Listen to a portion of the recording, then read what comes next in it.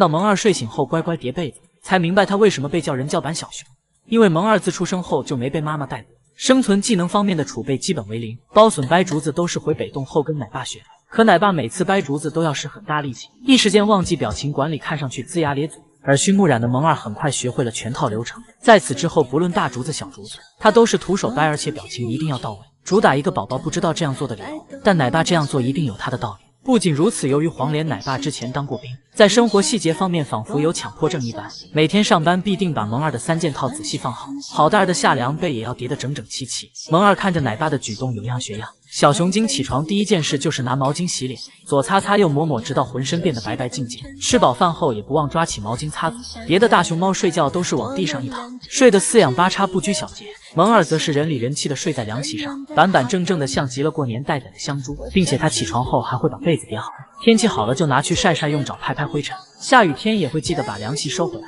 眼里有活，行动力强，瞬间秒杀大批两脚兽。此外，萌二还完美复刻奶爸爬梯子，奶爸走一步就小心的回头看看落脚点，二小子同样一步一步手脚并用下梯子，这谨慎的表情说不是奶爸亲生的都不行。作为萌氏家族唯一的全蛋小王子，萌二从不放弃任何能找女朋友的机会。从奶爸那学会仰卧起坐后，就开始天天健身，只待未来能在女朋友面前大显身手。或许是因为从小离开妈妈的原因，萌二性格温顺，特别喜欢和饲养员互动，而奶爸奶妈也格外宠爱懂事的二小子，经常抽出时间照顾他的感情需求。要是萌二感到不开心了，徐老爷会陪在身边聊天哄他开心，黄连奶爸则给好蛋儿做马杀鸡。张韶涵奶妈不仅会跳舞给萌二看，还经常给小家伙拿零食吃。看到二小子吃完手里的仍意犹未尽，奶妈哭笑不得，连连摆手告诉他没了。先前萌二患有螨虫眼，要定时上药，不同于其他小熊故意拿捏饲养员，二小子全程不吵不闹，十分配合，只因他知道饲养员都是真心对自己好。虽然萌二的童年缺少了萌萌的陪伴，但也因此得到了饲养员更多的照顾。我们二小子真的是值得被爱的小熊。听说哥哥凭借整活从小透明逆袭成形象大使后，暖暖也开始当起了显眼包，要把蓝叶干上市。不仅雨天蹦迪上演，就让这大雨全都落下，还趁游客多的时候来了个舞蹈串烧。只见这小子双手抱头，左脚画圆，右脚踢，随后一个助跑，顺着斜坡来了个5连翻滚。收尾时不忘5个诗，感谢姨姨们的捧场，感觉他和灵岩一样，一天天有使不完的牛劲。胖岩虽然是熊猫圈最会整活的小熊，但毕竟今夕不同于往日，灵岩凭实力当选了栾川旅游形象大使。如今再见到胖岩就得喊一声严举了，估计此刻还在加班删除黑历史吧，毕竟他可是熊猫界涉黄第一熊，还有动不动就把奶爸挂网上的前科，日常整活翻车也是家常便饭了。其实敏敏的3个孩子阿杰、灵岩和满满都用了同一个样貌模板，只是长得好看的是阿杰，长得好笑的才是灵岩和满满。阿杰出生时的体重达到212克，使得首次生产的敏敏难产了3天，才终于把这小胖妞生下来。虽然阿杰不像弟弟们那样活泼，但骨子里也是个实打实的搞笑女。熊生最爱打坐修仙和干饭，主打一个酒肉穿肠过佛在心中坐，并且阿杰还喜欢颠倒看世界，这柔韧度不知要让多少舞蹈生泪目。有时他还会为一口胡萝卜表演倒栽葱，把围观群众刘奶妈吓得魂都快飞了。哎呦哎呦哎呦哎呀，对不起，糟了，天哪！你为了吃这里是……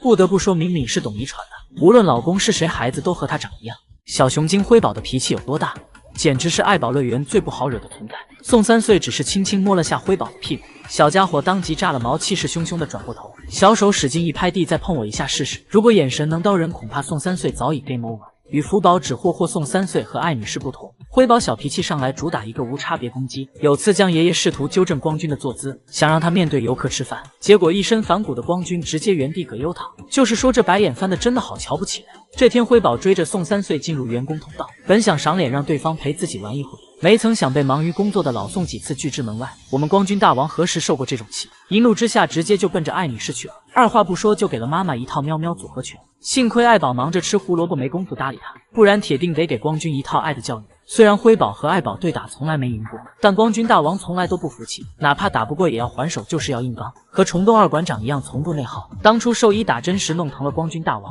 小家伙的怒火蹭一下就起来了，要不是江爷爷在后面拼命拖住他，恐怕兽医逃跑的时间都不会有。而看着罪魁祸首笑嘻嘻地蹲在门边，辉宝眼神里的幽怨都快要溢出屏幕了。有本事进来咱俩 battle 一下。可以说没人能在辉宝面前全身而退，不过在面对最喜欢的圣熙姨母时，双标的光君却会收敛爪牙。当初姨母侮辱辉宝的脸蛋时太用力，让他在众多游客面前出了洋相。有女明星包袱的光君瞬间天都塌了，默不作声的跑到一边生闷气去了。只能说，要是换成宋3岁，光君大王肯定要与他不死不休。直到盛熙姨母拿着小苹果来道歉，辉宝的态度才算缓和了一些。不过当姨母搂着瑞宝亲亲抱抱时，嫉妒到面目全非的光君气得冲上去就是干，被提溜起来后仍不依不饶的要咬对方，这简直就是醋坛子被打翻的人类小孩子。其实辉宝喜欢姨母不是没有原因，毕竟姨母会给光君带好吃的小零食，而宋3岁既会打针又会喂给他驱虫药，罪行罄竹难书，让熊无法原谅。不得不说，宋3岁简直比黄连还要苦。为要这件事从福宝到辉宝瑞宝，最后全都被记恨上了。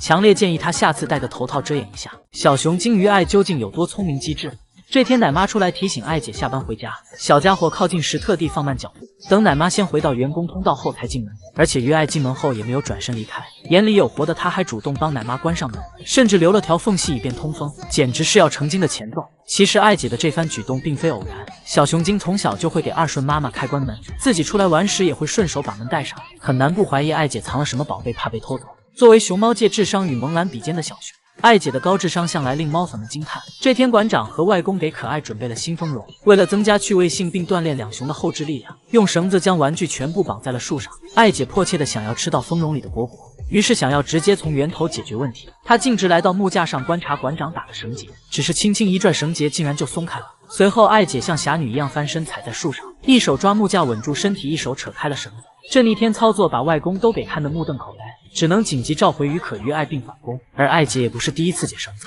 先前院子里的吊篮打结竖了起来，没等姨姨们研究明白爱姐已经胜了，结果只动了一下嘴就解开了吊篮。此刻仿佛看到上学时期碾压全校的学生。这天外公陪两熊玩老鹰抓小鸡游戏，他在前面跑，可爱在后面追。在经过弯道时，爱姐只思考了0.01秒，就果断选择抄近路去追外公。笨蛋哥哥只会跟着饲养员的路线跑，难怪外公感叹于可想到时于爱已经做到了。先前可爱兄妹和二顺分开的时候，妈宝男饭也不吃，崩溃的趴在门口要妈妈，而爱姐的心理承受能力要比哥哥强一些，坐在木架上吃奶爸放的4根笋笋。不过懂事的于爱并没有全部吃完，而是特意给哥哥留了2根。试问谁能不爱如此聪明暖心的小熊呢？不仅如此，爱姐的模仿能力也是一流，会故意模仿哥哥从树上掉下去的糗样，还杀熊诛心的蹦起来嘲笑可可，结果被恼羞成怒的于可追着胖揍。当夏天到来，阳光烤得头脑发昏时，爱美的于爱就直接把王八壳扣头上，既能 cos 神龙大侠阿宝，又能防晒，真是一物两用，不但美观还实用。果然于爱的爱就是爱因斯坦的爱。要是有一天爱姐开口说人话，恐怕猫粉们也不会太震惊。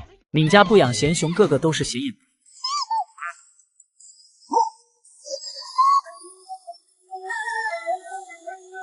这只坚持熊掌在上，否则就会急眼的小熊，就是显眼包灵颜的亲妈敏敏。虽然都已经是做妈妈的熊了，但敏敏一身反骨，还是著名的嘴炮团成员之一。这天，敏敏正缩成一团，安静等坐。奶爸使出10级猫语喊她回家吃饭。敏敏，吃饭了。